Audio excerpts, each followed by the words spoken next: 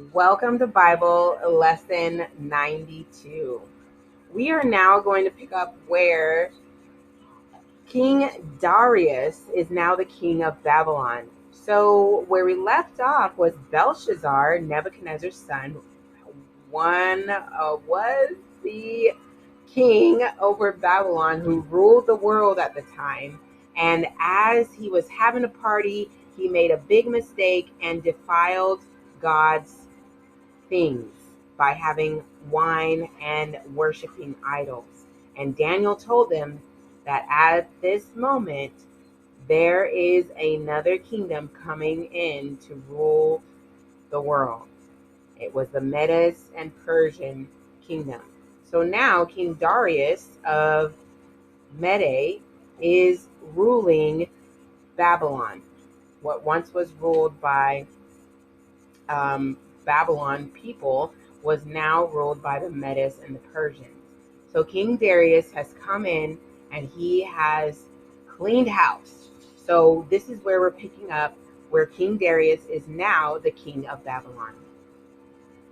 So the king of Babylon was now Darius the Mede, appointed by the great Persian king Cyrus after the fall of Babylon. This all happened as Daniel had prophesied it would many years before. When the new King Darius took over the government, he changed the cabinet members. Darius appointed 120 men to oversee the 120 provinces of his realm. He now needed 3 faithful men to be presidents over the 120 to see that they ruled faithfully. He chose Daniel to be one of his 3 presidents. He had heard of Daniel's great service to King Nebuchadnezzar many years before. He appointed Daniel to be the chief of the 3 presidents. So King Darius recognized that an excellent spirit was in Daniel. Daniel was just honest and upright and submissive to his king and the laws of the land, and he could be counted on for his loyalty, his wisdom, and his good advice. Whatever Daniel did, he did it with all his heart, for he knew that in serving those whom God had placed over him, he was serving his God.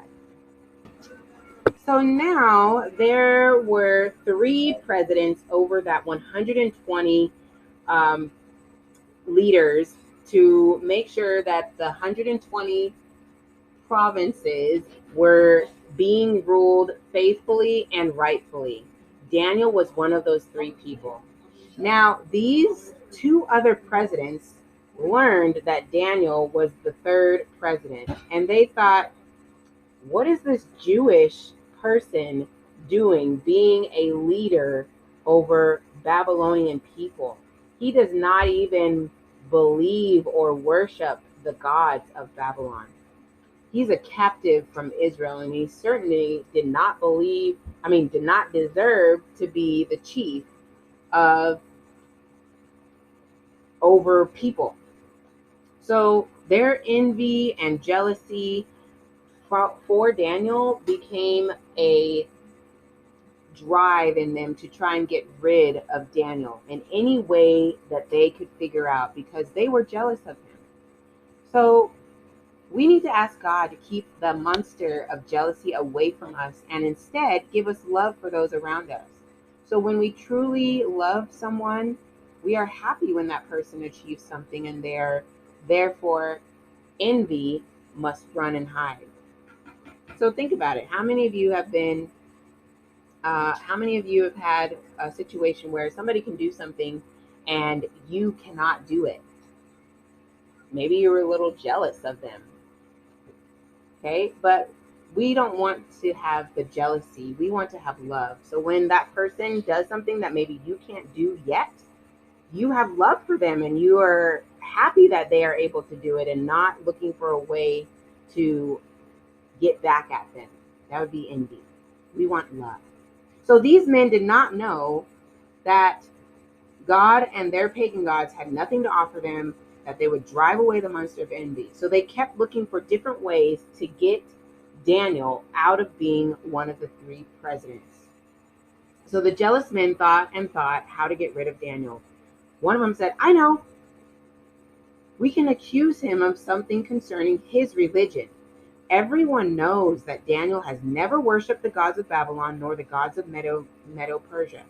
He only worships his Jewish God, and he is meticulously faithful in his devotion to his God. So the two jealous presidents talked with some of the governors and the princes, and together they came up with a plan. They would go to King Darius and flatter him into making a law of the Medes and the Persians that nobody could pray to any god or any man but him for 30 days, and that all requests must be directed to the king directly for 30 days. If anyone prayed or asked of anything of anyone or of any god for 30 days, they would be thrown into the den of lions. So these leaders knew well enough that Daniel would not stop praying to his God, and thus they would be rid of Daniel. Now, these men went to King Darius. These two men and the princes and governors hurriedly went to King Darius to tell them of their plan. King Darius lived forever, their spokesman said. All of the presidents and governors and princes and counselors and captains have consulted together. Now, this was a lie, because it wasn't all of them. Who did they forget? They didn't allow Daniel in this because they were trying to get rid of him. So that was a lie from all the leaders to their king.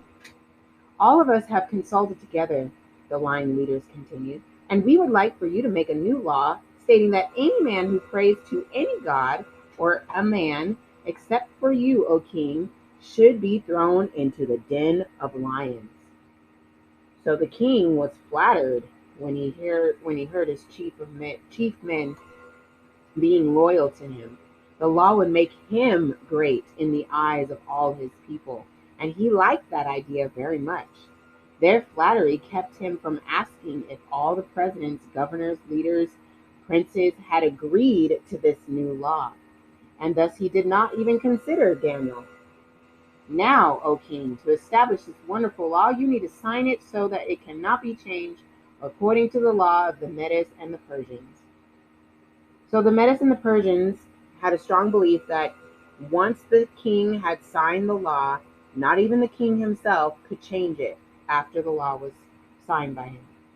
So King Darius was pleased with this new law, that it would exalt him in the eyes of his people and make his position as king honored and secure. So Darius happily signed the decree, making it into a law that could not be changed. So now that the new law had been put in place, Daniel was a man that actually prayed 3 times a day, morning, noon, and night. And when he prayed, he always prayed in a window that faced Jerusalem. This was because of his wanting and his knowing that God's word said that they would one day return back to Jerusalem. Remember, they were taken captive, taken out of their land of Jerusalem into Babylon. And so there was a beautiful temple that King Solomon had built and dedicated to Jerusalem. But now, since they were taken captive by Babylon or Babylonians, that temple was destroyed. And it was said by Jeremiah the prophet that many years before, the whole land shall be in desolation and in an astonishment, and these nations shall serve the king of Babylon for 70 years. So Daniel knew from this and other prophecies that God's people would be allowed to return to their homeland of Israel after the 70 years of captivity in Babylon. So he knew that the 70 years were almost over, and it was nearly time for the people of God to return back to their city of Jerusalem and their temple. So he prayed 3 times a day. So maybe you sometimes pray, or maybe you have set times where you pray every day. It may not be 3 times a day. Most often it may be before a meal, or maybe before a test that you're taking at school. But Daniel made sure that he prayed stopped what he was doing and prayed 3 times a day. I'm sure that wasn't the only time he was praying. He probably prayed throughout the day, but there were 3 times specifically that he set aside for prayer. So Daniel kept on praying even after he heard about the new law that King Darius had put in place.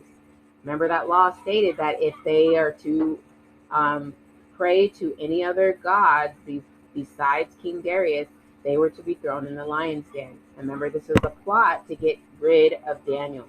So, no matter the cost, no matter what it took, Daniel was not going to stop praying to his God, which was the one true God of Israel. So as Daniel prayed, his enemies were looking nearby, just waiting to hear him pray. And sure enough, they saw him and heard him praying to his God. Satisfied that they had succeeded in their plan to get rid of the aged prophet, they immediately rushed to the king. So the 3 men went running, or the people went running to tell King Darius what they had just seen Daniel doing. So they went to the king and they said, "King, didn't you sign a law that says that anybody that prays or requests of anything from any other person besides you should be thrown into the lion's den?" And the king said, "Yes, I did." And so they said in response, "We are all witnesses of Daniel's defiance of your law, O king. But the law states that anyone who prays to any god must be thrown into a den of lions. You know, O king, that the law cannot be broken, for it is the law of the Medes and the Persians." So the king's heart sank. He realized that he had been tricked. How could he throw his most trusted elder statesman into the lions? King Darius admired and loved the aged Daniel. He depended very much on Daniel's wisdom. Oh, why had he let these jealous men trick him into signing such a foolish law?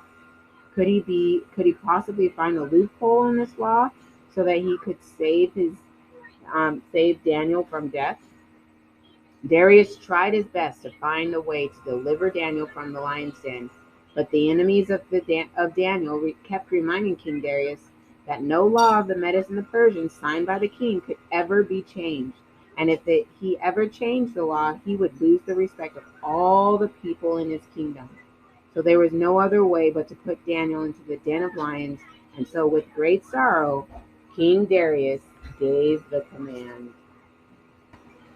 So as soon as they got the word from King Darius, the men went off to go and get Daniel and take him captive. So they took Daniel captive, and he had not been treated in such a way since he was younger as a captive in Babylon. He didn't resist the arrest or even appear to be agitated. Calmly, he let the soldiers take him away. They brought him to the opening of the lion's den. The hungry lions could be heard growling as they paced back and forth below. King Darius paced nervously nearby. He said to Daniel, "Your God, whom you serve continually, he will deliver you." When the growls of the ferocious beasts far below, Daniel was slowly lowered into the den. Usually, the lions sprang up on their victims while they were being lowered. Quickly, the den was closed and sealed with a double seal, that of the king and also of the lords. Daniel's enemies were taking no chances. They wanted no one to be able to get Daniel out of that den. Satisfied that they had gotten rid of Daniel at last, they left the scene of horror and returned to their homes for the night. And King Darius returned to his palace. So as Daniel was lowered into the dark den amidst of the growlings of the lions, to his amazement, the huge lions did not jump on him. They didn't even snarl. They came close to him, but they did not harm him. Daniel found them to be no more dangerous than playful kittens, for God sent his angel to close the mouths of lions. It was as if they had enjoyed having the aged prophet with him. Daniel smiled as he curled up to go to sleep for the night. Close to him was a lion. Perhaps Daniel pillowed his head on its soft body. He praised God as he fell asleep into a restful rest and didn't wake up until the morning. Now that Daniel was peacefully sleeping with the lions, King Darius was not sleeping at all. He worriedly paced back and forth in his bedroom chamber. His servants urged him to eat some food, but he refused to take a bite. He had no appetite. He dismissed the musicians that came to entertain him, but sleep was impossible.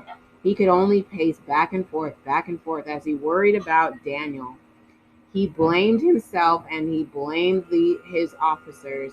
He cursed the law of the Medes and the Persians that bound him to keep such a dumb law. As soon as the day began to dawn, King Darius pulled his nightly robe about him and commanded a servant, "Take me to the lion's den at once." Others joined him as he left for the lion's den. Now that King Darius had arrived at the lion's den, he had his servants break the seal, and he called out to Daniel in a pitiful voice, saying, "Daniel, servant of the living God, is your God, whom you continually serve, able to deliver you from the lions?" Daniel didn't forget his manners, and he responded by saying, "O king, live forever," he politely answered. "My God has sent his angel and has shut the mouths of lions, that they have not hurt me, because I am innocent of doing anything against God or against you, O king." The king was overjoyed to hear Daniel's voice.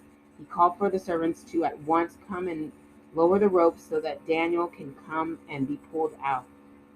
To everyone's amazement, Daniel climbed out, none the worse for having spent the night with the lions in the den. Once again, God took care of his servant who trusted in him and showed him his great power to a heathen king. Then the king commanded that Daniel's accusers be thrown into the den. This time there was no angel to protect them. The starving lions leaped upon their bodies and broke them into pieces before their bodies had even reached the bottom of the den. Their jealousy had finally destroyed them, as it always destroys those who give in to it. King Darius made another decree, sending it to all the people in his empire.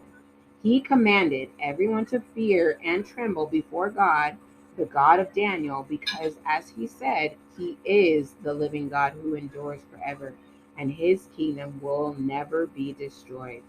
He is the living God who delivers, rescues, and performs signs and wonders. He had delivered Daniel from the power of the lions, thus the heathen King Darius came to believe in the true God. When King Darius came to know the Lord, multitudes of people heard about the true God, and all because Daniel had been faithful to his God. So will you dare to be Daniel and stand up for what is right, even when everyone around you is doing wrong? Even when others may try to hurt you for it? Remember, God is the ruler of the lions, the kings, and all of mankind, and he will never let any harm come to you that is not in his perfect will. So Daniel loved God more than fame, more than friendship, more than life itself, and God took care of Daniel and used his testimony to tell many people about himself. So let's ask God to make us true to God like Daniel.